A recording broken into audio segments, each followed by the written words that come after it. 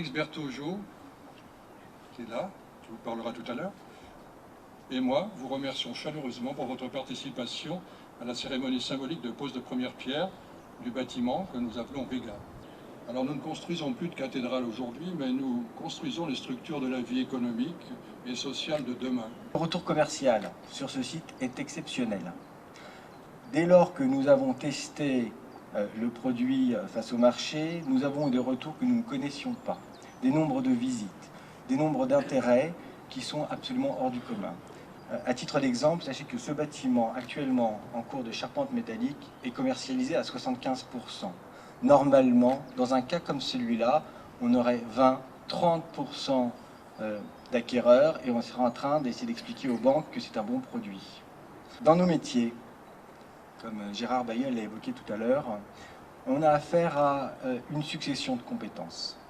Tout d'abord, ce sont des volontés politiques que les élus amènent pour pouvoir promouvoir le développement économique de leur secteur. Puis ce sont les urbanistes et puis les architectes qui interviennent pour concevoir un environnement de qualité pour que les entreprises et les occupants de demain soient dans des cadres de qualité.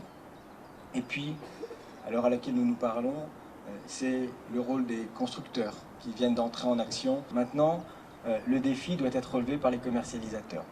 C'est vous qui allez savoir, comprendre, expliquer à nos clients tous les atouts et tous les avantages de ce produit. Et ça, vous avez su nous convaincre. On sait que vous allez savoir porter cette parole.